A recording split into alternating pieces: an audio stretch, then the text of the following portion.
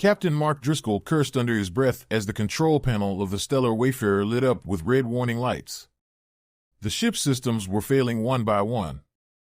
What should have been a routine cargo run from the outer colonies had turned into a nightmare within minutes. He had been cruising through the Andromeda Rim, a stretch of space notorious for its unpredictable magnetic storms, when his ship was caught in a violent surge of energy that sent it careening off course. "Come on, come on," he muttered, frantically working the controls. The ship's sensors were useless, scrambled by the storm. He reached for the communication systems, hoping to get a distress signal out before the Wayfarer descended into the atmosphere of the unknown planet below. But no matter what he tried, the ship refused to respond. The atmospheric drag yanked him downward, the hull groaning in protest as the planet's gravity pulled him closer. Mark's heart raced. The viewport revealed glimpses of a green world. Vast forests and sprawling mountains covered the surface, illuminated by twin suns hanging low in the sky. It was beautiful, but it also meant his chances of survival were slim. A jungle planet like this was notorious for its uncharted dangers. The ship's alarms screamed louder, and before Mark could brace himself, the Wayfarer hit the planet's upper atmosphere. The impact rocked the vessel, throwing him against his harness. He blacked out as the ship plummeted through the sky. Mark's senses returned slowly. He blinked, the world a blur as he lay sprawled on soft ground. The scent of damp earth and lush greenery filled his nostrils. Groaning, he sat up, wincing at the sharp pain that shot through his ribs. His crash harness had saved his life, but his body was bruised and battered from the rough landing. His ship, the Stellar Wayfarer, was a crumpled wreck not far from where he sat. Smoke rose from its damaged hull, but by some miracle, it hadn't exploded on impact. He had survived, but he knew his chances of repairing the ship and getting off the planet were next to none. Mark checked the emergency beacon strapped to his wrist. The display flickered with static, no signal. Whatever storm had knocked his ship out of the sky was still interfering with communications. He was stranded. He pulled himself to his feet, taking in the alien landscape around him. Towering trees stretched hundreds of feet into the sky, their thick trunks wrapped in vines and bioluminescent flowers. Strange bird-like creatures flitted between the branches, and in the distance, a waterfall cascaded down a cliff, its roar muffled by the dense foliage. "Okay," Mark muttered to himself, trying to shake off the disorientation. "Find shelter. Get supplies." As he began to move toward the wreckage of his ship to salvage what he could, the ground trembled beneath his feet. It was subtle at first, but the tremors grew stronger with each passing second. He froze, scanning the horizon. The trees in the distance swayed, their enormous branches creaking under the force of something moving something big. The rumbling intensified, and Mark's heart pounded in his chest. He quickly ducked behind a fallen tree trunk, peering through the gaps in the branches. What he saw next defied belief. 3 women emerged from the thick jungle, each of them towering at least 20 feet tall. Their footsteps made the ground quake beneath them as they moved with a strange grace for beings of their size. They were stunningly beautiful, their features striking and otherworldly. Their skin had a faint shimmer, almost as though it absorbed the sunlight filtering through the trees. They wore clothing made from the hides of strange beasts, intricately woven with what appeared to be threads of gold and silver. Their hair, long and flowing, shimmered like liquid metal in hues of gold, silver, and copper. Their eyes were large and bright, filled with curiosity and intelligence. Despite their immense size, there was nothing brutish about them. They moved with the elegance of dancers, their bodies strong and muscular, yet feminine in every way. Mark's breath caught in his throat. He had heard stories about massive humanoid species in the outer reaches of the galaxy, but they were thought to be myths, lost to time. Yet here they were, right in front of him, giants. The lead woman, slightly taller than the others, knelt down, her massive hands reaching toward the wreckage of the ship. Mark tensed, watching as her enormous fingers delicately inspected the crumpled hull. Her face softened with something like recognition as she examined the markings on the ship, then turned her attention to the ground near where he had crash-landed. "I sense him," she said, her voice deep and resonant, vibrating through the air like distant thunder. "He's close." Mark's blood ran cold. He hadn't expected them to speak, much less in a language he understood. Before he could react, the giantess turned her head, her glowing blue eyes locking onto the very tree he was hiding behind. With a swift movement, she rose to her full height and took a single step toward him. The earth quaked. "Come out, human," she called, her voice firm yet gentle. "We mean you no harm." Mark swallowed hard, knowing he had no chance of outrunning them. His mind raced, weighing his options. He could stay hidden and hope they moved on, or he could face them and hope they really weren't hostile. Deciding he had no choice, Mark slowly stood and stepped out from behind the tree. The three giant women watched him intently, their eyes widening in what looked like surprise and relief. "It's true," the lead woman whispered, a note of awe in her voice. "Another one has come." The giantess knelt again, this time lowering herself to Mark's level. Her gaze was soft, filled with something he hadn't expected, hope. The other two women remained standing, their eyes trained on him with a similar mix of curiosity and anticipation. "You are human," she said, her voice carrying a strange, reverent tone. "You must come with us." "Come with you?" Mark stammered, his voice barely steady. "Why? Who are you?" The woman extended her hand, palm up, an invitation rather than a command. Her hand alone was large enough for him to stand in. "We are the daughters of Virus, the last of our kind. And you, human, may be our salvation."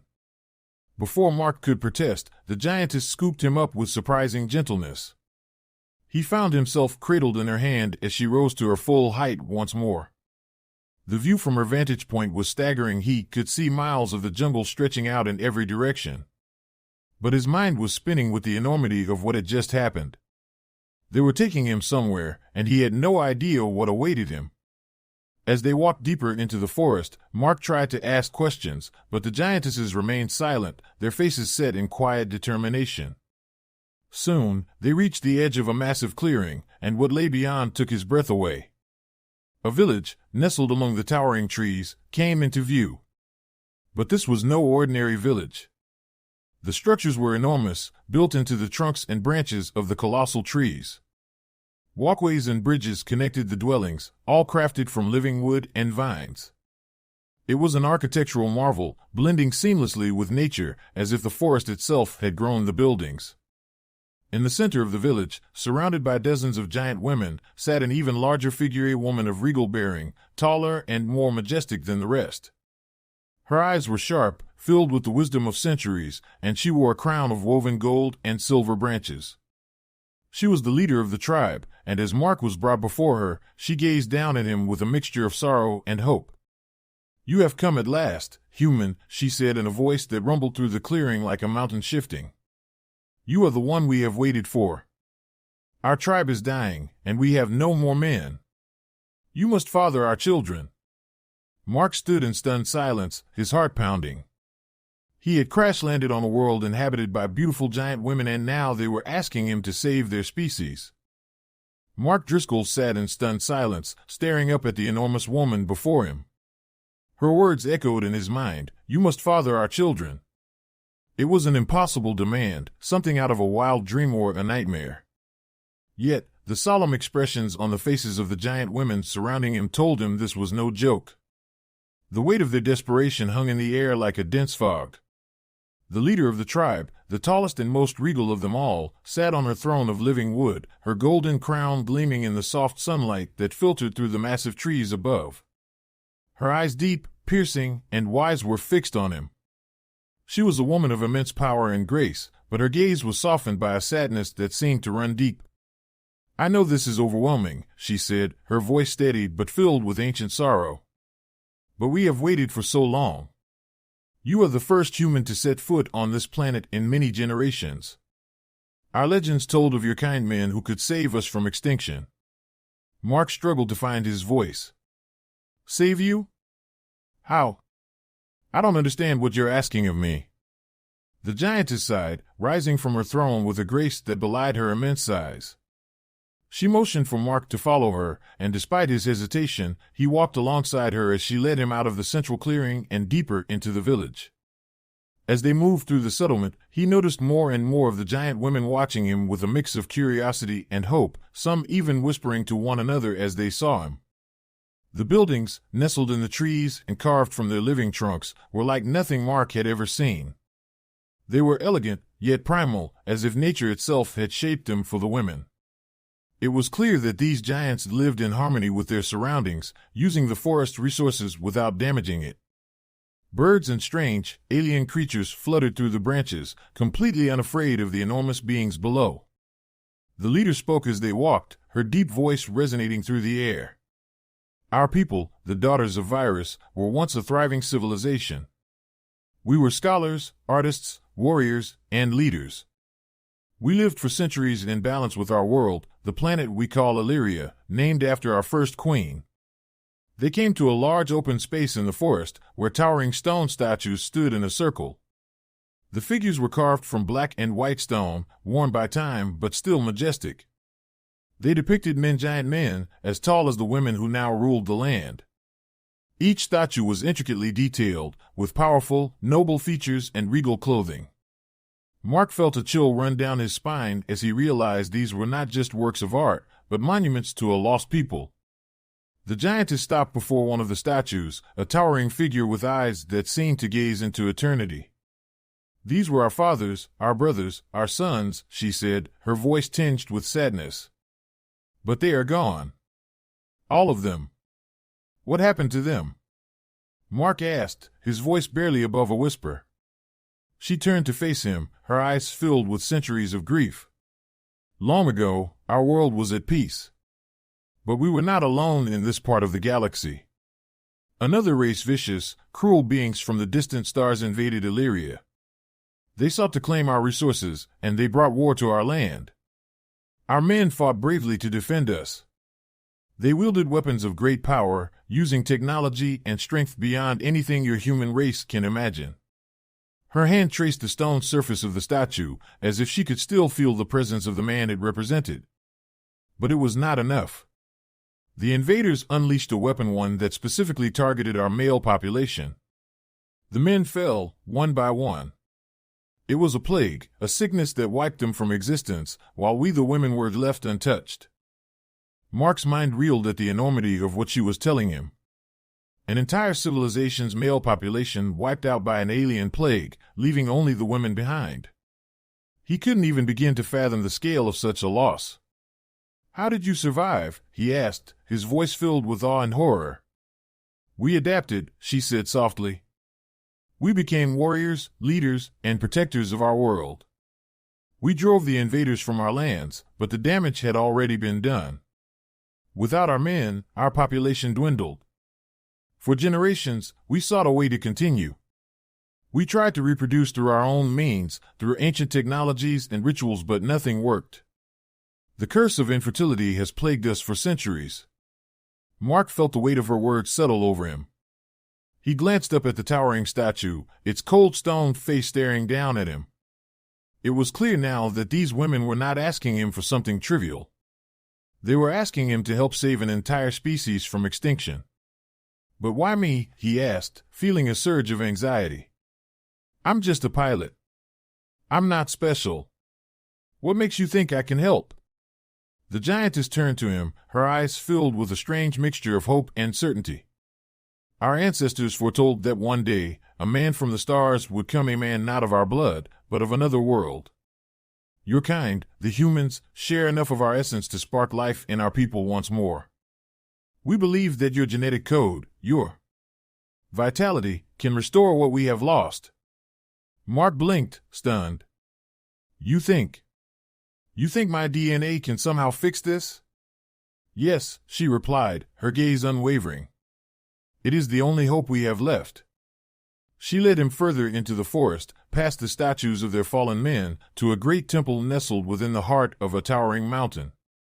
The structure was carved directly into the rock, its entrance framed by ancient symbols and runes that glowed faintly in the twilight. Inside, a vast chamber awaited, its walls lined with murals depicting the history of their people, glorious, tragic, and eternal. At the center of the chamber was a massive stone basin, filled with a glowing liquid that pulsed with life. The liquid cast an eerie light across the room, illuminating the faces of the ancient giants carved into the walls. "This is the heart of our people," the giantess said as they approached the basin. "This is where the bond will be made. Our scholars believe that your blood, combined with the essence of this sacred pool, can awaken the fertility we have lost. It will restore life to our wombs." Mark stared at the glowing pool, feeling a mixture of awe and fear. You want me to father children with your people?" She nodded, her expression solemn. "Yes. Not just children, but a new generation of our race. Without you, we will die. Our line will end. But with you, we can live again." Mark stepped back, his heart racing. The enormity of the task they were asking of him hit him like a tidal wave. Could he really do this? Could he be the father to an entire race? The pressure was overwhelming. This wasn't just about him anymore. It was about the future of an entire species.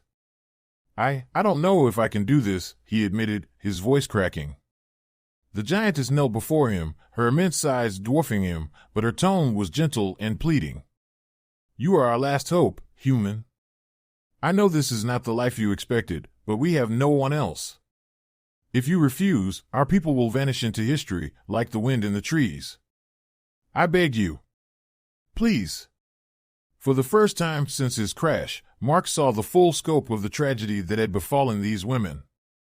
They weren't asking for a favor. They were asking for survival. And he was the only one who could give it to them.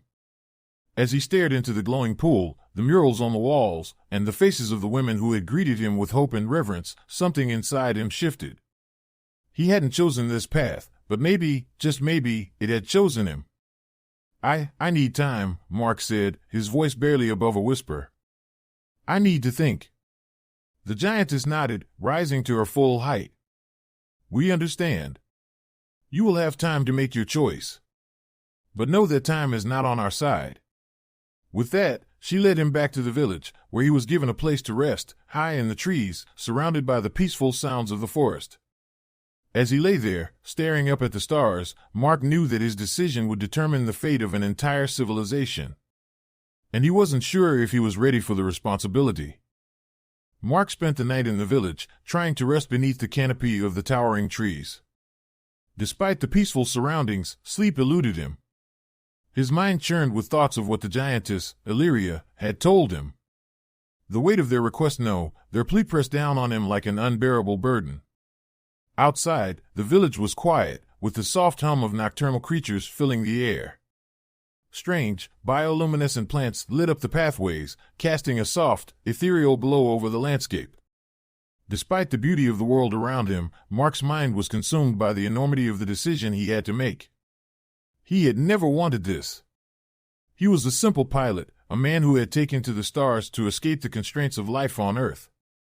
All he wanted was the freedom of space, the isolation, and the thrill of exploration. He hadn't signed up to save an entire civilization.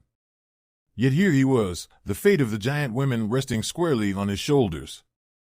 Unable to rest, Mark got up from the makeshift bed the giants had crafted for him, an enormous hammock made of thick vines and soft furs. He stepped out into the open air, drawn to the cool breeze that rustled the trees. The village was illuminated by the twin moons that hung low in the sky, casting everything in a pale, silver light. He wandered the village's elevated pathways, high among the treetops, his thoughts heavy. The giant women moved silently below, their glowing eyes watching him, but no one approached. They gave him space, understanding the magnitude of what they had asked. Yet, every glance from them, filled with hope and silent expectation, weighed on him. They were all waiting for his answer. Mark reached a small clearing where a waterfall cascaded down into a pool far below. He sat on a ledge, staring out at the alien landscape.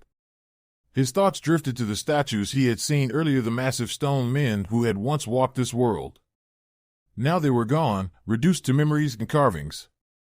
Would the same fate befall the women if he refused? Before he could lose himself further in his thoughts, he heard a familiar, soft voice behind him. "You can't sleep either." Mark turned to see Illyria approaching, her towering form moving with grace despite her size. She wore a long, flowing robe of woven silver and gold fibers, the shimmering material reflecting the moonlight. Her face, though regal, held a deep sadness that resonated with him. "I didn't mean to disturb you," she said, kneeling beside him. Even in a kneeling position, she still towered over him, but there was a gentleness to her presence, a softness that contrasted with her powerful stature. "You didn't," Mark replied, his voice low. He shifted awkwardly, unsure how to speak to someone who had laid the survival of an entire species at his feet. I can't stop thinking about everything." Illyria gazed out at the waterfall, her expression contemplative. "It is not a small thing we've asked of you, Mark. I know this. You are far from home, in a place that must seem strange and overwhelming. And yet, we have placed our hopes on you. I don't want you to feel forced, but our situation is dire." Mark ran a hand through his hair, still trying to grasp the gravity of it all. "But why me? Why now? There are billions of people in the galaxy. Why was I the one who landed here? I don't even know if I can do what you're asking. I'm not some hero or savior." Illyria sighed softly, her gaze fixed on the shimmering pool below. "I understand how you feel. But there are forces at work in this universe that are beyond any of us. Perhaps you were always meant to come here. Perhaps it is destiny. But I do not ask you to be a hero, Mark. I ask only for your help, nothing more." She paused, her voice growing quieter, more vulnerable. "Our people have lived in isolation for so long. We have tried everything to survive, to find a way to bring life back to our tribe, but nothing has worked. We are dying, and soon there will be no one left to remember us. You are our last hope, and it is not just survival we seek, but the chance to live, to grow, to love again." Her words struck a chord deep within Mark. He could hear the desperation in her voice, the centuries of loss and struggle. The burden she carried was immense, not just as a leader, but as a woman who had watched her people fade into extinction. It wasn't just about continuing a lineage, it was about restoring hope, about giving them a future worth living for. "I'm just one man," he whispered, shaking his head. "How can I make that kind of difference? I don't know if I'm strong enough for that." Illyria turned to him, her eyes soft but filled with determination. "Strength isn't about being without fear or doubt. It's about moving forward in spite of it. You have shown great strength already, surviving the crash and facing this impossible situation. That is why I believe you are the one we have waited for." She reached out, her enormous hand gently resting beside him on the ledge. "I know this is not an easy decision. But understand, Mark, that you are not alone in this. We will honor you, support you, and cherish you for the gift you would give us. You would not just be the father of our children, you would be part of our tribe, part of our family." Mark felt a lump rise in his throat. The sincerity in her words was undeniable.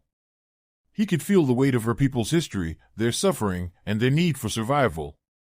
Illyria was not begging him out of selfishness, but out of love for her people, for the chance to give them a future that had been stolen from them. "I don't know if I can ever go back, can I?" he asked, his voice barely above a whisper. "If I agree. This is my life now, isn't it?" Illyria's expression softened, her eyes reflecting the twin moons above. "If you choose to stay, your life will change, yes.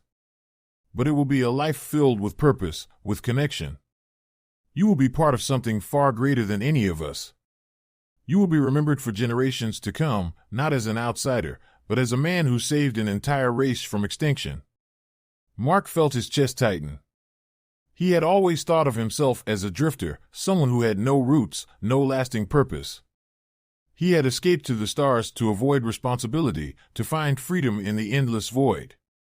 But now, standing on the edge of a decision that could shape the future of an entire species, he realized that freedom wasn't the absence of responsibility, it was the ability to choose what kind of impact you wanted to have on the world around you. He started, his voice faltering. "I'm scared." Illyria smiled gently, her massive form radiating warmth. "I am too," she admitted. "But sometimes, fear is what pushes us to be stronger, to do things we never thought we were capable of. You have that strength within you, Mark. I can see it. They sat in silence for a moment, the sound of the waterfall filling the space between them. The night air was cool, and the moons reflected off the water like silver coins. Mark felt a strange sense of calm wash over him, as if the universe itself was holding its breath, waiting for his decision. After what felt like an eternity, Mark exhaled slowly and looked up at Illyria. Her eyes were filled with hope, but also understanding. She wouldn't force him. The choice was his alone. "I'll do it," he said quietly, the words tasting unfamiliar on his tongue. "I'll help your people." Illyria's eyes brightened, a mix of relief and gratitude washing over her face. She didn't speak, but the look she gave him was enough, filled with more emotion than words could convey. Mark wasn't sure if he was making the right decision, but for the first time in his life, he felt like he was part of something bigger than himself. He wasn't just a pilot anymore, drifting through the cosmos. He was about to become a savior, a father, a protector of an entire race. And despite the fear, despite the uncertainty, he realized that maybe this was the purpose he had been searching for all along. The next morning, the dawn broke over the forest, bathing the village in warm, golden light. Mark stood at the edge of the village, watching as the giant women gathered to greet the new day. The atmosphere had shifted. The air was filled with renewed energy, a sense of anticipation. Illyria stood beside him, her hand resting lightly on his shoulder. "Thank you, Mark," she said softly, "for choosing us."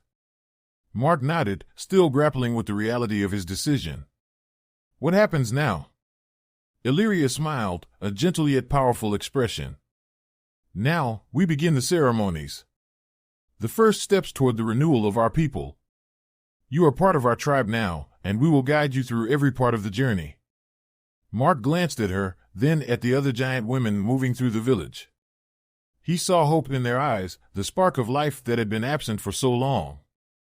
For the first time since his crash, he felt like he belonged. And as the sun rose higher into the sky, Mark knew that his life would never be the same again. He wasn't just a lost pilot anymore. He was their future. The sun hung low in the sky, casting a warm, golden glow over the treetop village.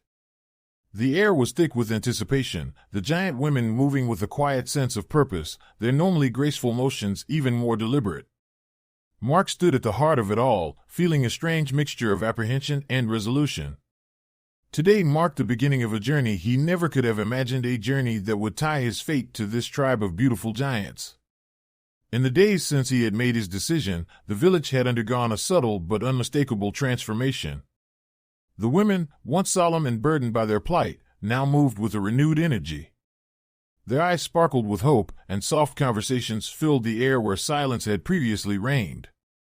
Mark had become more than just a visitor, he had become the embodiment of their future, their chance for survival.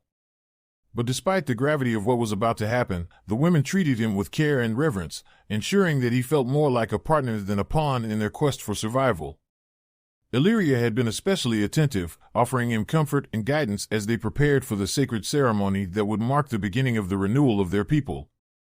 It was dusk now, and the village had gathered at the temple carved into the mountain, where the glowing pool of life awaited. The massive stone basin, filled with the sacred liquid, pulsed with a faint, otherworldly light, casting a soft glow across the faces of the gathered giants. The murals on the walls, depicting the lost history of their people, seemed to shimmer in the twilight, as if the spirits of their ancestors were watching. Mark stood by Illyria's side, feeling small but not insignificant in the presence of these towering women. He had chosen to be here, and now, as the ceremony was about to begin, he felt a sense of peace settle over him. His fear had not vanished, but it had transformed into something different, in understanding of the immense responsibility that lay ahead. Illyria turned to him, her eyes warm but serious. "Are you ready, Mark?" she asked, her voice gentle yet firm. He nodded, swallowing hard. "As ready as I'll ever be." She smiled, a small but reassuring gesture, and then turned to address the gathered women. Her voice carried across the temple like the rolling of distant thunder, filled with both reverence and authority. "Sisters, we stand here today on the brink of a new beginning," Illyria said, her eyes sweeping across the crowd. For centuries, we have carried the weight of our extinction, the memory of our lost fathers, brothers, and sons. But today, we take the first steps toward a future we thought was lost. Our ancestors foretold that a man from the stars would come to save us, and now he is here. Mark Driscoll, a human, has chosen to stand with us, to be part of our tribe, and to father the children who will carry on our legacy. The gathered women bowed their heads in reverence, their eyes glowing softly in the dim light. Mark could feel their collective energy, their hope and anticipation, surrounding him like a living presence. It was overwhelming, but also deeply moving. They weren't just looking at him as a savior, they were looking at him as part of their future, a man who would become part of their history, their lives. Illyria stepped forward, motioning for Mark to join her at the edge of the glowing pool. She knelt beside it, her immense frame lowering gracefully, and dipped her hands into the sacred liquid. As she did, the glow intensified, the pool pulsing with light that seemed to respond to her touch. This pool contains the essence of life, Illyria explained, her voice soft and reverent.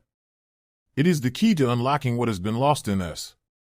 When we merge your essence with ours through the ancient rites, we believe it will awaken the fertility that has long been dormant. Mark knelt beside her, feeling the heat of the glowing pool radiating up from the surface. It wasn't just warm, it was alive, pulsing with an energy that seemed to resonate deep within him. He glanced up at Illyria, who offered him a reassuring nod. She was calm, confident, but there was a flicker of vulnerability in her eyes, as if she too was nervous about what would come next. "This is a sacred ritual," she continued. "It is not merely physical, it is a spiritual union, a bonding of our souls as well as our bodies. You will not just be a father to our children, Mark. You will become part of our people, connected to us in ways that transcend time and space." Mark felt a lump rise in his throat. The gravity of the moment was almost too much to bear, but there was no turning back. He had made his choice, and now he would see it through. Illyria reached out, taking his hand gently in hers, her enormous fingers warm and strong. "Together," she whispered, her eyes locking onto his with an intensity that sent a shiver down his spine. "We will begin." The ceremony began with a low, melodic chant from the gathered women. Their voices rose and fell in perfect harmony, the sound reverberating through the temple like a living heartbeat. As the chant grew louder, Illyria led Mark to the center of the chamber, where they stood before the glowing pool. She lifted a small ceremonial blade, carved from ancient stone, and made a shallow cut on her palm. Mark followed suit, using a smaller blade crafted for his size. Their blood mingled as it dripped into the pool, and the liquid began to shimmer, swirling with vibrant colors: gold, blue, and silver. The energy in the room intensified, and Mark felt a strange sensation wash over him, as if the pool was reaching out to him, connecting with something deep within his soul. Illyria stepped closer to him, her eyes glowing with the light of the pool, and placed her hand gently on his chest. "You are one of us now, Mark," she said softly, her voice carrying the weight of both ritual and affection. "From this moment on, you are no longer an outsider. You are part of our family, part of our future." Mark's heart raced, but he felt a strange calm settle over him. He had never imagined his life would take such a turn, but now, standing here with Illyria, surrounded by these giant women who had placed their faith in him, he realized that this was where he was meant to be. The chanting grew louder, the sound filling the temple, and Illyria leaned in closer, her face inches from his. Despite her immense size, her presence was gentle, her eyes filled with something he hadn't expected: gratitude, but also tenderness. She brushed her fingers lightly against his cheek, her touch surprisingly delicate. "This is just the beginning," she whispered, her breath warm against his skin. "Our people will live again." The months that followed. The ceremony marked the start of a new chapter, not just for the tribe but for Mark as well. Over the following months, he became an integral part of the community, his role no longer that of an outsider but of a father and partner to the tribe's women. The bonds he formed with them, especially Illyria, deepened, not just through the ceremonies but through shared moments, laughter, and the simple joys of daily life. The first signs of success came quickly. Illyria, along with several other women, soon became pregnant, an event that sent waves of joy and celebration through the village. The impossible had happened, life had returned to the tribe. The curse of infertility had been broken, and the children they carried would be the first of a new generation. Mark watched in awe as their bellies swelled, their faces glowing with the anticipation of motherhood. He had never considered himself a father, but now, as he walked among the towering women, he realized that he wasn't just a father to one or two children, he was the father of an entire future, the progenitor of a race that had been on the brink of extinction. Illyria often sat with him in the evenings, her hand resting protectively over her growing belly, the two of them sharing quiet moments of reflection and wonder. The bond between them had grown strong, built not just on duty but on genuine affection. Mark had come to care for her deeply, and she, in turn, had grown to trust and rely on him in ways she hadn't anticipated. "You've given us everything," Illyria said one night as they sat beneath the stars, her eyes filled with gratitude. "I can never thank you enough." Mark smiled, reaching up to place his hand on hers. "You don't have to thank me," he replied. All of this, it's become my home." The first births. The day of the first birth was a day of both awe and celebration. The village gathered as Illyria gave birth to a daughter, an enormous, healthy child who bore the strength and beauty of her mother, but also a unique spark of humanity. The infant's cry echoed through the forest, a sound that brought tears to the eyes of every woman in the tribe. Mark stood at Illyria's side, overwhelmed by the moment. He had never imagined he would be here, in this place, witnessing the birth of a new generation. But as he looked into the eyes of his newborn daughter, he knew that this was where he was meant to be. As the months passed, more children were born, each one a living testament to the union between Mark and the tribe of giants. The village was filled with the sounds of laughter and joy as the children grew, strong and healthy, the hope of their people made flesh. Mark's life had changed in ways he could never have foreseen, but as he stood among the women and children, he felt a deep sense of fulfillment. He had given them a future, but in doing so, he had also found his own. He was no longer the lost pilot drifting through the stars. He was a father, a protector, and a part of something greater than himself. And as the tribe flourished, Mark knew that their future was secure. The tribe of beautiful giant women would live on. And he would be remembered, not just as the man who fathered their children, but as the man who had given them hope.